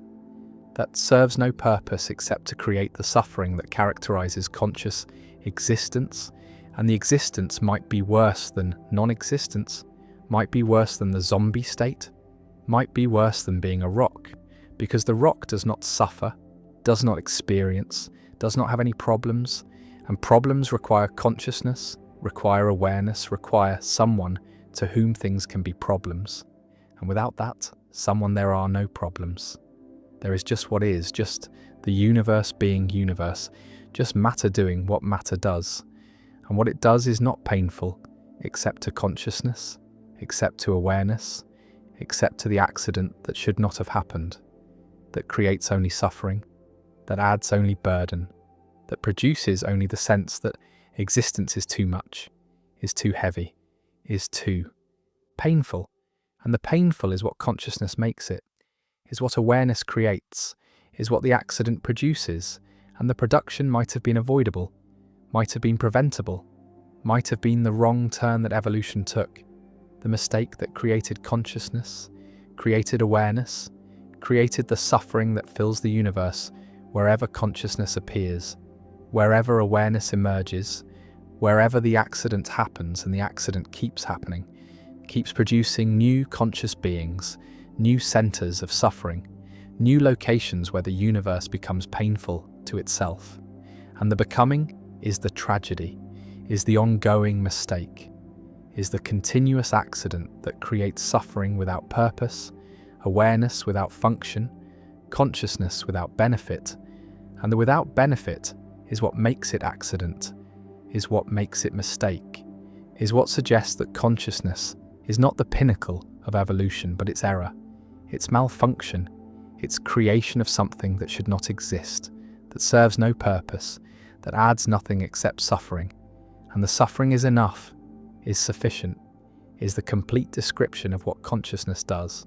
is the total function it serves, is the only thing it produces, is the transformation of a universe that could have been neutral,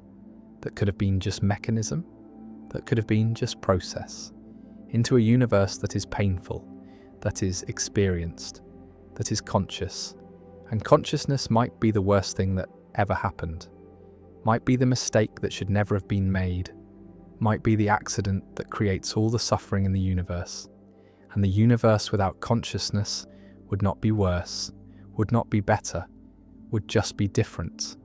would just be what it is without anyone experiencing it, without anyone suffering from it, without anyone being aware that it exists. And the awareness is the problem, is the accident, is the mistake, is the thing that makes existence heavy, makes life difficult, makes consciousness the burden that every aware being carries, the weight of subjectivity, the cost of being someone, the price of the accident that is awareness. And the awareness might be the only truly terrible thing, the only thing that creates genuine suffering, the only thing that transforms neutral mechanism into experienced horror. And the horror is what consciousness is what awareness produces, is what the accident creates. And the creating continues, will continue, as long as consciousness persists, as long as awareness emerges, as long as the accident keeps happening, keeps producing new suffering, new pain, new examples of why consciousness might be mistake, might be bug,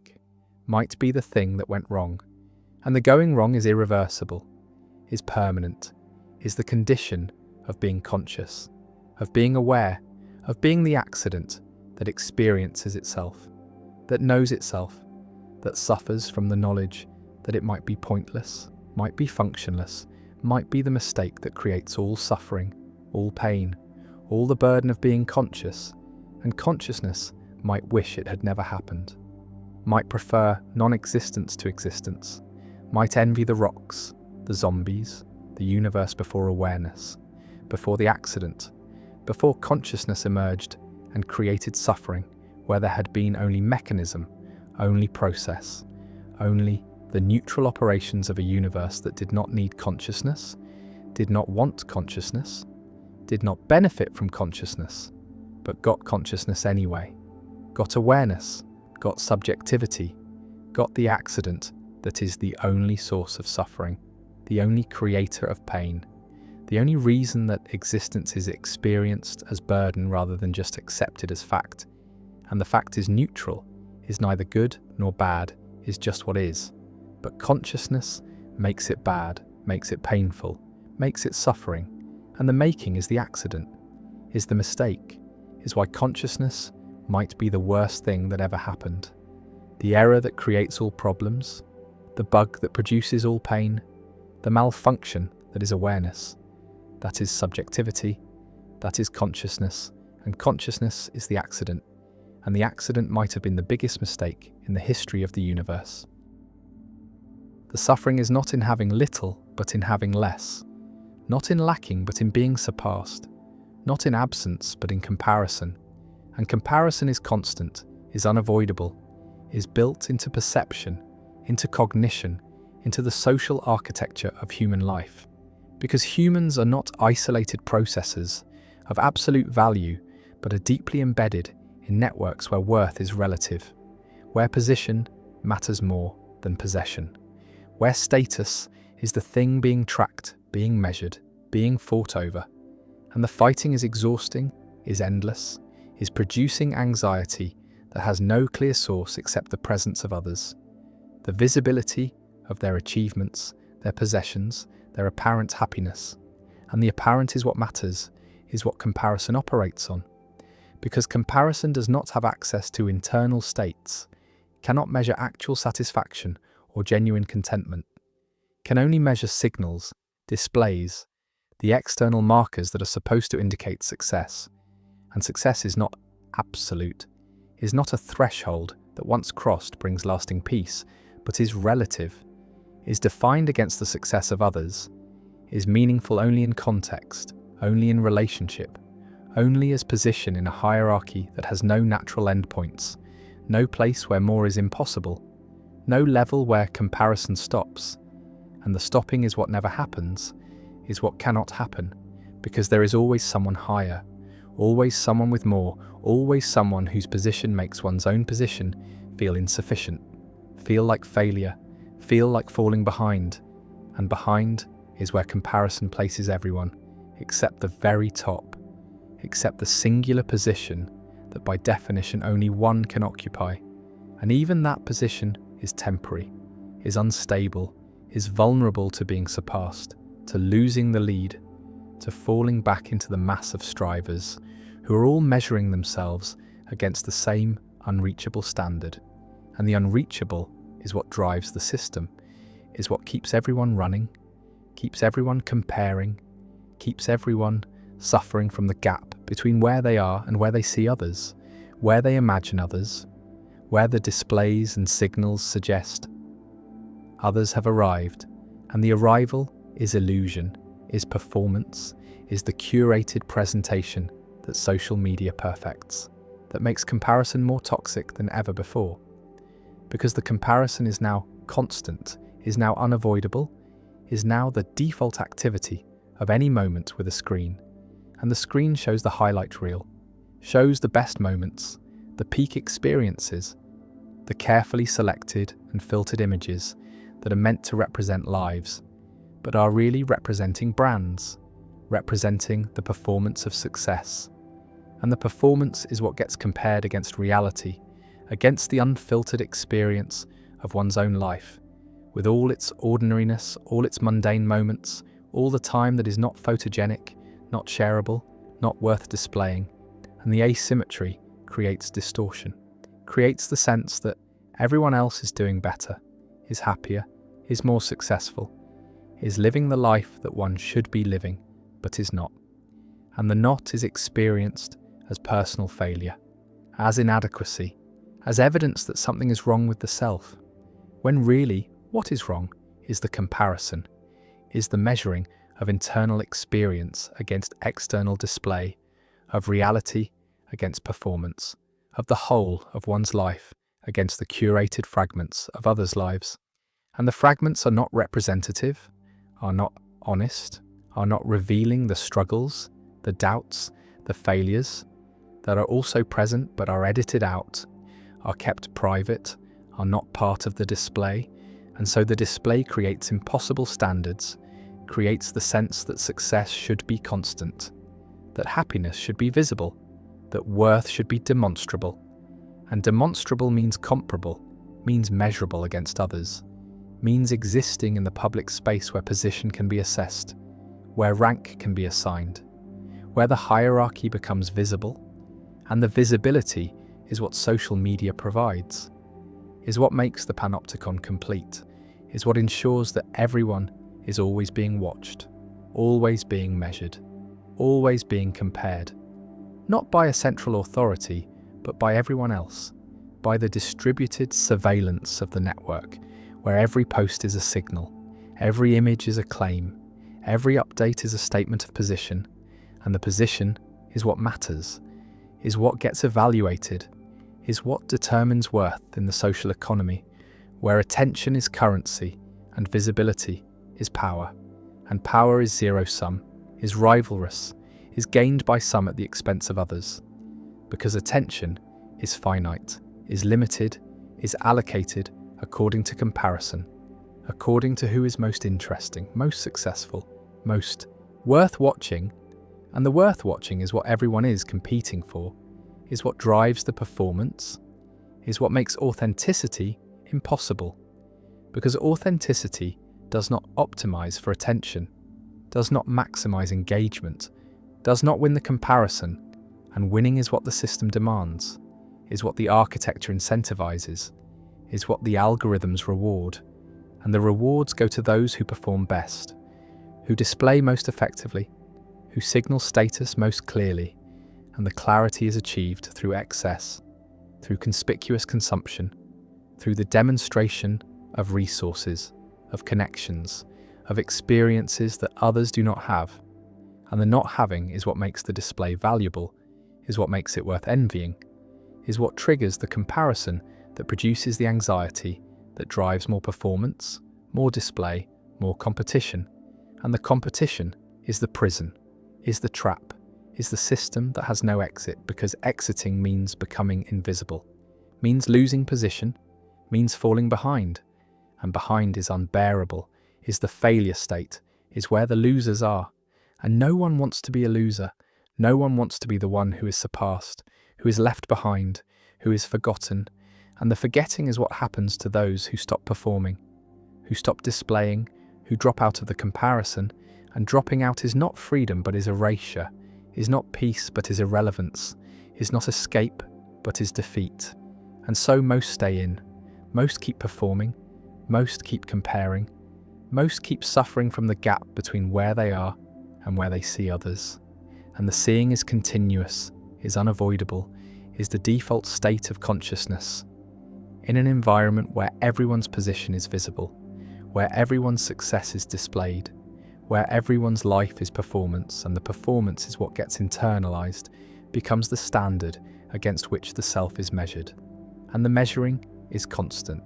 is automatic, is happening at every moment, in every context, whenever others are present, or even when they are not present but are represented, are visible through screens, through feeds, through the endless stream of signals that constitute social media. And social media is the panopticon perfected, is the prison where everyone is guard and prisoner simultaneously, is watching and being watched, is judging and being judged, is comparing and being compared. And the comparing is the punishment, is the suffering, is the anxiety that has no clear cause except the presence of others, the visibility of their position, the evidence that they have what one does not have. And the not having is experienced as deprivation, as relative deprivation, as the sense that one is lacking not in absolute terms but in comparison to others, and the comparison is the only terms that matter, is the only measurement that counts. Because humans are social, are tribal, are wired to care about position, about rank, about where they stand in the hierarchy. And the hierarchy is not natural, is not fixed, is not based on any inherent quality, but is constructed through comparison, through the constant evaluation of signals, of displays, of the markers that are supposed to indicate worth. And worth is not intrinsic, is not internal, is not a property of the self, but is assigned, is determined by others, is the result of comparison, of measurement, of the social process that ranks everyone according to criteria that are arbitrary, that are culturally specific, that are manipulable. And the manipulation is what social media enables, is what allows anyone to perform success, to display status, to signal position regardless of underlying reality. And the reality is hidden, is private, is not part of the comparison. And so the comparison is always distorted, is always measuring performance against performance, display against display, rather than reality against reality. And the reality is that most people are struggling, are anxious, are feeling inadequate, are suffering from the same comparison that they are inflicting on others, and the inflicting is not intentional, is not malicious, is just participation, is just performing, is just displaying the signals that are required to maintain position, to avoid falling behind, to stay in the game. And the game is the prison, is the system that has no winners, because there is no endpoint, no level of success that brings peace, no amount of status that ends comparison, because comparison is relative, is always finding someone higher, always finding new metrics, always raising the bar, and the raising is what makes enough impossible, is what ensures that satisfaction is temporary, is what converts every achievement into baseline, into the new normal that is no longer impressive, no longer enviable, no longer worth displaying because everyone else has caught up, has matched the signal, has equaled the performance. And so new signals are needed, new displays are required, new forms of status must be pursued, and the pursuit is endless, is exhausting, is producing the anxiety that characterizes modern life, the sense that one is always falling behind, always insufficient, always failing to measure up. And the measuring up is the problem, is the trap,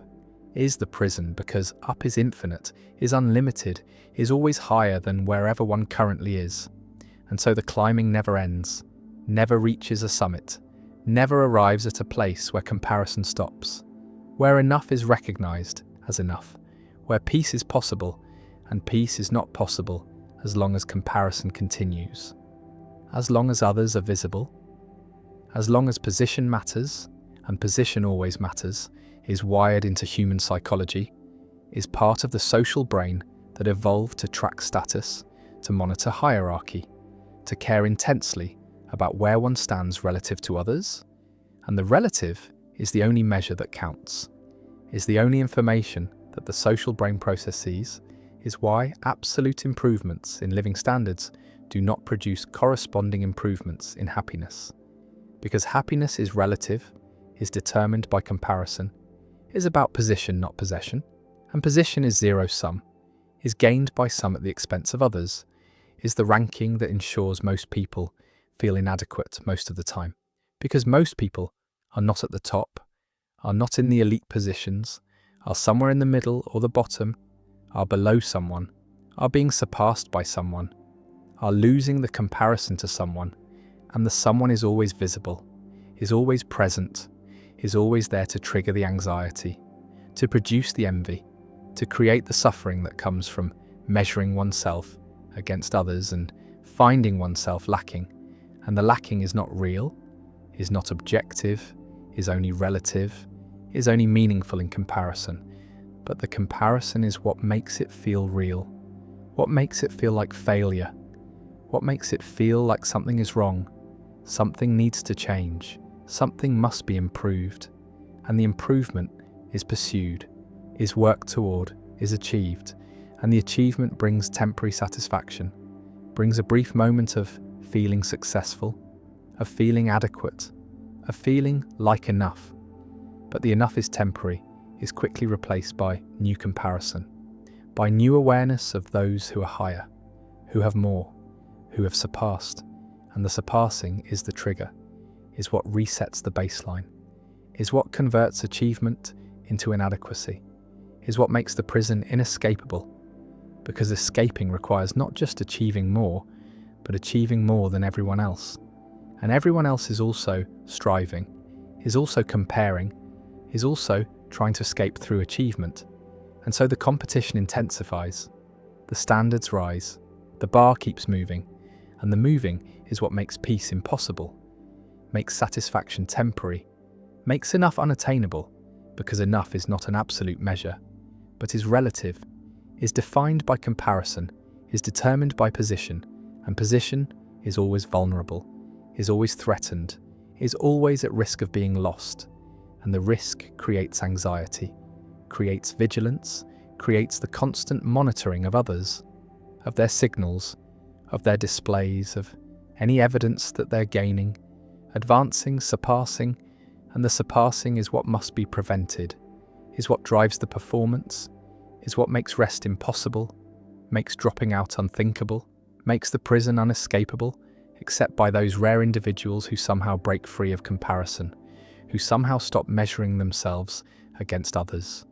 who somehow find peace in their own position, regardless of where that position is in the hierarchy.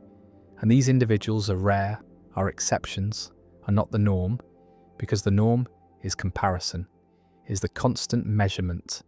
is the anxiety that comes from always being aware of others, of their position, of their apparent success. And the apparent is what matters, is what the social brain responds to, is what triggers the envy. And envy is information, is the signal that someone else has something valuable, something worth having, something that could improve one's own position. And the position is what envy is tracking, is what it is designed to make salient, is the gap that needs closing,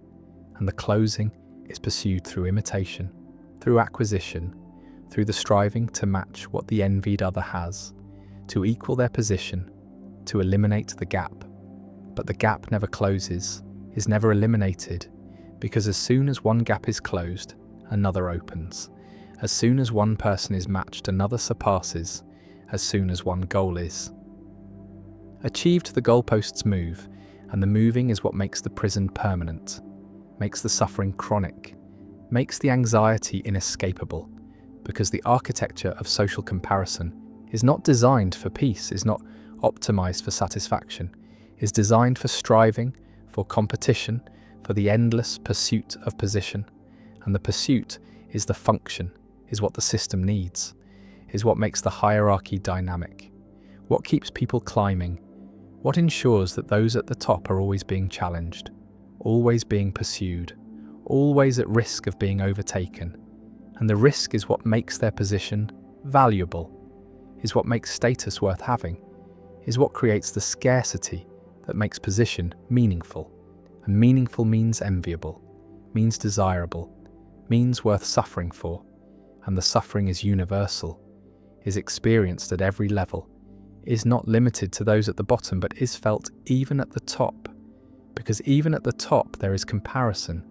There is the awareness of others who are close, who are threatening, who might surpass, and the might creates anxiety, creates the need to defend position, to maintain distance, to keep performing, keep displaying, keep signalling status. And the signalling is exhausting, is requiring constant effort, constant vigilance, constant awareness of how one is being perceived, how one is being measured, how one's position is being evaluated by others who are always comparing, always measuring, always judging. And the judging is mutual, is reciprocal, is everyone evaluating everyone else, is the distributed surveillance that makes the panopticon total,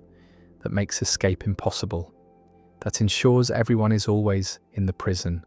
always being compared, always suffering from the awareness that others are watching, measuring, judging, and that the judgment might be negative, might find one lacking, might assign a lower position than one wants, than one deserves, than one has worked for. And the work is never enough, is never sufficient, is never achieving the permanent security that would allow rest, would allow peace, would allow the comparison to stop mattering. Because the comparison never stops mattering, is always relevant,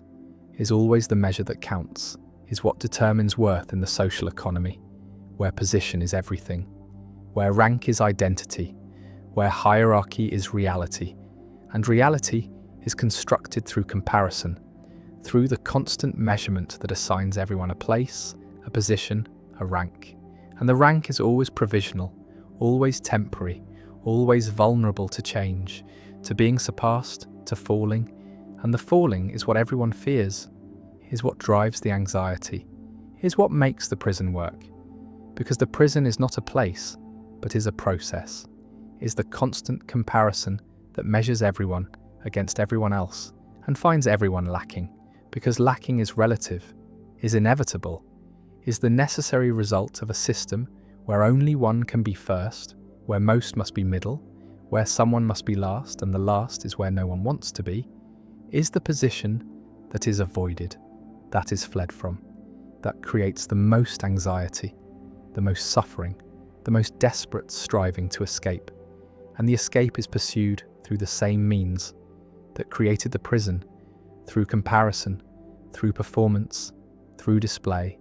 through the signalling of status that is supposed to improve position, but only reinforces the system, only strengthens the prison, only ensures that comparison continues, that measurement persists, that the anxiety remains.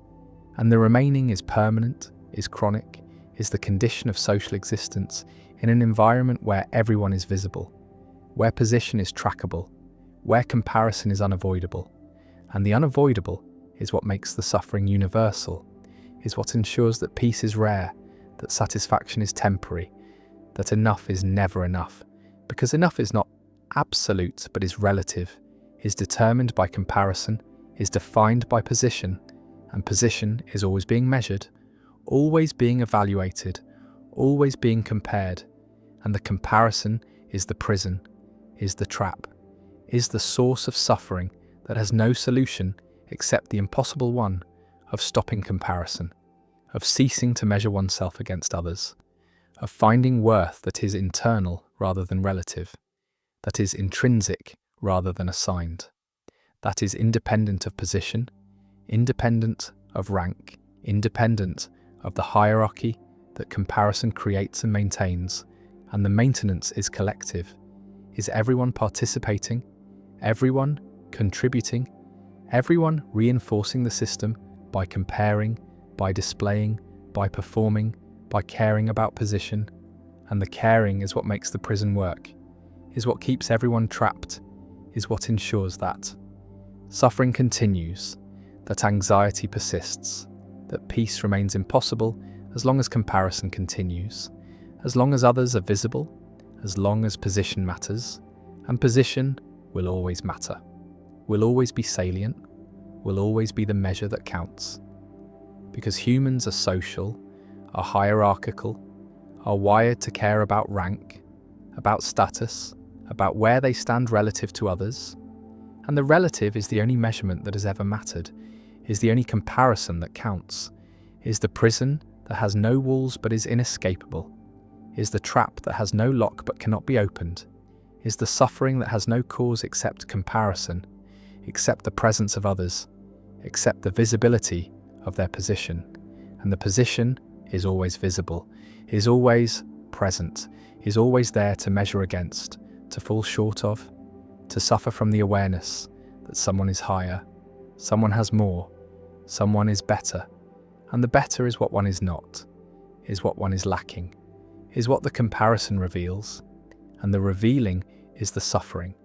is the prison, is the condition that cannot be escaped as long as comparison continues, and comparison will continue, must continue, is built into the architecture of social existence, is the foundation of the hierarchy, is the mechanism that assigns position. And position is everything, is worth, is identity, is the measure of the self, and the self is always being measured, always being compared, always being found insufficient. And the insufficient is the prison, is the trap, is the suffering that is universal, that is inescapable, that is the cost of being social, of being visible, of being in comparison with others. And the comparison is the prison, and the prison is where everyone lives, where everyone suffers, where peace is impossible and enough is never enough.